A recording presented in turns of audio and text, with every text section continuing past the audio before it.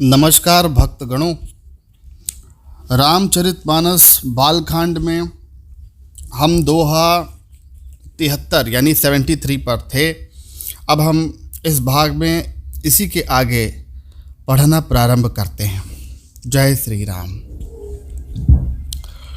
तब वेदशिरा मुनि ने आकर सबको समझा करके कहा। पार्वती जी की महिमा सुनकर सबको समाधान हो गया। शिव जी के चरणों को हृदय में धारण करके पार्वती जी वन में जाकर तपस्या करने लगीं। पार्वती जी का अत्यंत सुकुमार शरीर तप के योग्य तो नहीं था, फिर भी पति के चरणों में उन्हीं को स्मरण करके उन्होंने सभी भोगों को छोड़ दिया। स्वामी के चरणों में ही नित्य नया अनुराग उत्पन्न होने लगा। तपस्या में ऐसा मन लगा कि शरीर की सारी सुध बुध बिसर गई। 1000 वर्ष तक उन्होंने मूल और फल खाए और फिर 100 वर्ष साग खाकर ही बितलाए। कुछ दिन जल और वायु का भोजन किया और फिर कुछ दिन कठोर उपवास किए। जो बेलपत्र सूखकर पृथ्वी पर गिरते थे 3000 वर्ष तक उन्हीं को खाया, फिर सूखे पत्ते भी छोड़ दिए। तभी से पार्वती जी का नाम अपर्णा हो गया। तब से उमा का शरीर क्षीण होता देखकर आकाश से गंभीर ब्रह्मवाणी हुई। हे पर्वत राजकुमारी, सुनो, तेरा मनोरथ सफल हो गया है। अब तुम सारे असहाय कलेशों को छोड़ दो। अब तुम्हें शिव जी मिलेंगे। हे भवानी, धीर मुनि और ज्ञानी बहुत हुए हैं, पर ऐसा कठोर तप किसी ने नहीं किया। अब तू इस श्रेष्ठ ब्रह्म की वाणी को सदा सत्य और निरंतर पवित्र जानकर अपने हृदय में धारण करो। जब तुम्हारे पिता बुलाने को जाएं तो हट छोड़कर घर चली जाना। जब तुम्हें सप्तर्षि मिलें तो ही इस वाणी को ठीक समझना। इस प्रकार आकाश से कही हुई ब्रह्मवाणी सुनते ही पार्वती जी प्रसन्न हो गईं और खुशी के मारे उनका पूरा शरीर पुलकित हो गया। याज्ञवल्क्य जी भरद्वाज जी से बोले कि मैंने पार्वती जी का सुंदर चरित्र सुनाया, अब शिव जी का सुहावना चरित्र सुनिए। जब से सती जी ने शरीर का त्याग किया था, तभी से शिव जी के मन में वैराग्य उत्पन्न हो गया था। वे सदा ही श्री रघुनाथ जी का नाम जपते थे और जहाँ तहाँ श्री रामचंद्र जी के गुणों की कथाएं कहते और सुनते थे। चिदानंद, सुख के धाम, मोह मद और काम से रहित शिव जी संपूर्ण लोकों को आनंद देने वाले भगवान श्री हरि श्री रामचंद्र जी को अपने हृदय में धारण करके भगवान के ध्यान में मस्त हुए पृथ्वी पर विचर रहे थे। वे कहीं मुनियों को ज्ञान का उपदेश करते तो कहीं श्री रामचंद्र जी के गुणों का वर्णन करते। यद्यपि सुजान शिव जी निष्काम हैं, फिर भी वे भगवान अपने भक्त सती के वियोग से बहुत ही दुखी थे। इस प्रकार बहुत समय बीत गया। श्री रामचंद्र जी के चरणों में नित नई प्रीति हो रही है। शिव जी के कठोर नियम, अनन्य प्रेम और उनके हृदय की भक्ति की अटल टेक को जब श्री रामचंद्र जी ने देखा, तब कृतज्ञ, उपकार मानने वाले कृपालु रूप और शील के भंडार महान तेज पुंज भगवान श्री रामचंद्र जी प्रकट हुए। उन्होंने बहुत तरह से शिव जी की सराहना की और कहा कि आपके बिना ऐसा कठिन व्रत और कौन कर सकता है। श्री रामचंद्र जी ने बहुत प्रकार से शिव जी को समझाया और पार्वती जी का जन्म भी सुनाया। कृपा निधान श्री रामचंद्र जी ने विस्तार पूर्वक पार्वती जी की अत्यंत पवित्र करनी का वर्णन किया। शिव जी की भक्ति, ज्ञान, धर्म के युक्त वचन रचना सुनकर प्रभु श्री रामचंद्र जी संतुष्ट हो गए। प्रभु ने कहा कि हे हर, आपकी प्रतिज्ञा पूरी हो गई है। अब हमने जो कहा है उसे हृदय में आप ध्यान रखिएगा। फिर उन्होंने शिव जी से कहा कि हे शिव जी, यदि मुझ पर आपका प्रेम है, स्नेह है, तो अब आप मेरी विनती सुनिए। मुझे यह मांगे दीजिए कि आप जाकर पार्वती जी से विवाह कर लेंगे। शिव जी ने कहा, यद्यपि ऐसा उचित नहीं है, परंतु फिर भी स्वामी की बात भी काटी नहीं जा सकती। अतः हे नाथ, मेरा यही परम धर्म है कि मैं आपकी आज्ञा अपने सिर रखकर उसका पालन करूं। माता पिता, गुरु और स्वामी की बात को बिना विचारे ही शुभ समझकर मानना चाहिए। फिर आप तो सब प्रकार से मेरे हितकारी हैं। हे नाथ, आपकी आज्ञा मेरे सिर पर है। शिव जी की भक्ति, ज्ञान और धर्म से युक्त वचन सुनकर प्रभु श्री रामचंद्र जी संतुष्ट हो गए।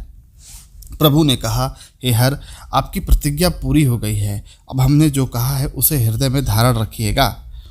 इस प्रकार कहकर श्री रामचंद्र जी अंतर ध्यान हो गए। शिव जी ने उनकी वह मूर्ति अपने हृदय में रख ली। उसी समय सप्तर्षि शिव जी के पास आए। प्रभु महादेव जी ने उनसे अत्यंत सुहावने वचन कहे। आप लोग पार्वती के पास जाकर उनके प्रेम की परीक्षा लीजिए और हिमाचल को कहकर उन्हें पार्वती को लिवा लाने के लिए भेजिए। पार्वती को घर भिजवाइए और उनके संदेह को दूर कीजिए। ऋषियों ने वहां जाकर पार्वती को कैसी देखा, मानो कि मूर्तिमान तपस्या ही बैठी हो। मुनि बोले, हे शैल कुमारी, सुनो, तुम किस लिए इतना कठोर तप कर रही हो? तुम किसकी आराधना कर रही हो और क्या चाहती हो? हमसे अपना सच्चा भेद क्यों नहीं कहती? पार्वती जी ने कहा कि बात कहते मेरा मन बड़ा सकुचाता है। आप लोग मेरी मूर्खता सुनकर हंसेंगे। मन ने हट पकड़ लिया है और वो किसी का उपदेश नहीं सुनता। जल पर भी दीवार उठाना चाहता है। नारद जी ने जो कुछ कह दिया उसे सत्य जानकर ही मैं बिना पंख के ही उड़ना चाहती हूँ। हे मुनियों, आप मेरा ज्ञान देखिए। मैं सदा शिव जी को ही अपना पति बनाना चाहती हूँ। पार्वती जी की यह बात सुनते ही ऋषि लोग हंस पड़े और बोले, तुम्हारा शरीर पर्वत से ही उत्पन्न हुआ है। भला कहो तो नारद का उपदेश सुनकर आज तक किसी का घर बसा है? उन्होंने जाकर दक्ष के पुत्रों को उपदेश दिया था, जिससे उन्होंने फिर लौटकर कभी घर का मुख नहीं देखा। चित्रकेतु के घर को नारद ने ही चौपट किया था। फिर यही हाल हिरण्यकश्यप का भी हुआ था। जो स्त्री पुरुष नारद की सीख सुनते हैं वे घर बार छोड़कर अवश्य भिखारी बन जाते हैं। उनका मन तो कपटी है, पर शरीर पर सज्जनों के चिन्ह हैं। वे सभी को अपने समान बनाना चाहते हैं। उनके वचनों पर विश्वास मानकर तुम ऐसा पति चाहती हो जो स्वभाव से ही उदासीन, गुणहीन, निर्लज्ज, बुरे वेश वाला, नर कपालों की माला पहनने वाला, कुलहीन, बिना घर बार वाला हो, नंगा और शरीर पर सांपों को लपेटे रखता हो। ऐसे वर के मिलने से कहो तुम्हें क्या सुख मिल जाएगा? तुम उस ठग नारद के बहकावे में आकर खूब भूली। पहले पंचों के कहने से शिव जी ने सती से विवाह किया था, परंतु फिर उसे त्याग कर मरवा डाला। अब शिव को कोई चिंता ही नहीं रही।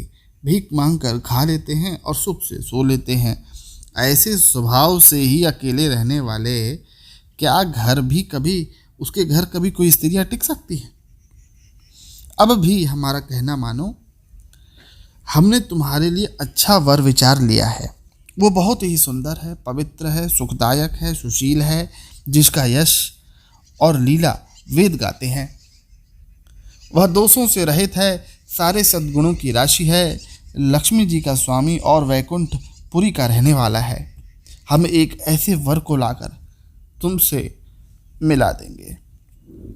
यह सुनते ही पार्वती जी हंसकर बोल पड़ी, आपने यह सत्य ही कहा कि मेरा यह शरीर पर्वत से उत्पन्न हुआ है, इसीलिए यह हट नहीं छूटेगा। शरीर भले ही छूट जाए, सोना भी पत्थर से ही उत्पन्न होता है, सो वो जलाए जाने पर भी अपने स्वभाव को नहीं छोड़ता। इसीलिए मैं भी अब नारद जी के वचनों को नहीं छोड़ूंगी, चाहे मेरा घर बसे या उजड़े। अब मैं इससे नहीं डरती। जिसको गुरु के वचनों में विश्वास नहीं हो, उसको सुख और सिद्धि स्वप्न में भी नहीं मिलती है। माना कि महादेव जी अवगुणों के भवन हैं और विष्णु जी समस्त सद्गुणों के धाम है, पर जिसका मन जिसमें रम गया उसको तो वही उसी से काम है। हे मुनीश्वरों, यदि आप पहले मिलते तो मैं आपका उपदेश सिर माथे पर रखकर सुनती, परंतु अब तो मैंने अपना जन्म शिव जी के लिए हार चुकी हूँ। फिर गुण दोषों का विचार ही कौन करे। यदि आपके हृदय में बहुत ही हट है और विवाह की बातचीत किए बिना आपसे रहा नहीं जाता, तो संसार में बहुत सारे अनेकों कन्याएं हैं, वर हैं। खिलवाड़ करने वालों को आलस्य तो होता नहीं है, कहीं और जाकर कीजिए। मेरा तो जन्म करोड़ों तक और जन्म जन्म में भी यही हट रहेगा कि शिव जी को ही मैं वरूंगी, नहीं तो मैं कुंवारी ही रहूंगी। स्वयं शिव जी भी अगर 100 बार कहें तो मैं नारद जी के उपदेश को नहीं छोड़ूंगी। जगत जननी पार्वती जी ने फिर कहा कि मैं आपके पैर पकड़ती हूँ, आप लोग अब अपने घर जाइए, बहुत देर हो गई है। शिव जी में पार्वती जी का ऐसा प्रेम देखकर ज्ञानी मुनि बोले, हे जगत जननी, हे भवानी, आपकी जय हो, जय हो। आप माया हैं और शिव जी भगवान हैं। आप दोनों समस्त जगत के माता पिता हैं। यह कहकर मुनि पार्वती जी के चरणों में सिर नवाकर चल दिए। उनके शरीर बार बार पुलकित हो रहे थे। मुनियों ने जाकर हिमवान को पार्वती जी के पास भेजा और वे विनती करके उन्हें घर ले आए। फिर सप्तर्षियों ने शिव जी के पास जाकर उनको पार्वती जी की सारी कथा सुना दी। पार्वती जी का प्रेम सुनते ही शिव जी आनंद मग्न हो गए। सप्तर्षि प्रसन्न होकर अपने घर ब्रह्मलोक को चले गए। तब सुजान शिव जी मन को स्थिर करके श्री रघुनाथ जी का ध्यान करने लगे। उसी समय तारक नाम का एक असुर हुआ, जिसकी भुजाओं का बल, प्रताप और तेज बहुत बड़ा था। उसने सभी लोगों और लोकपालों को जीत लिया। सब देवता सुख और संपत्ति से रहित हो गए। वह अजर अमर था, इसलिए किसी के जीते नहीं जीता जाता था। देवता उनके साथ बहुत तरह की लड़ाइयाँ लड़कर हार चुके थे। तब उन्होंने ब्रह्मा जी के पास जाकर पुकार मचाई। ब्रह्मा जी ने सभी देवताओं को बहुत दुखी देखा। ब्रह्मा जी ने फिर सबको समझा करके कहा कि इस दैत्य की मृत्यु अब तभी होगी जब शिव जी के वीर्य से पुत्र उत्पन्न हो और वहीं इसे युद्ध में जीत सकता है। मेरी बात सुनकर उपाय करो, ईश्वर सहायता करेंगे और काम बन जाएगा। सती जी ने जो दक्ष के यज्ञ में देह का त्याग किया था, फिर उन्होंने हिमाचल के घर जाकर वापस जन्म लिया है। उन्होंने शिव जी को पति बनाने के लिए तपस्या भी की है। इधर शिव जी सब छोड़ छाड़ के समाधि लगा के बैठे हैं। यद्यपि हैं तो बड़े असमंजस की बात, पर फिर भी मेरी बात सुनो। तुम जाकर कामदेव को शिव जी के पास भेजो। वह शिव जी के मन में क्षोभ उत्पन्न करेगा, उनकी समाधि भंग करेगा। तब हम लोग जाकर शिव जी के चरणों में से रख देंगे और ज़बरदस्ती उन्हें राजी करवा के विवाह करवा देंगे। इस प्रकार भले ही देवताओं का हित हो, नहीं तो कोई और उपाय नहीं है। सबने कहा यह सम्मति बड़ी अच्छी है। फिर देवताओं ने बड़े प्रेम से स्तुति की। तब विषम और 5 बाण धारण करने वाला और मछली के चिन्ह युक्त ध्वजा रखने वाला कामदेव प्रकट हुआ। भक्तगणों, अब इसके आगे का जो भाग है हम अगले भाग में देखेंगे। जय श्री राम। धन्यवाद।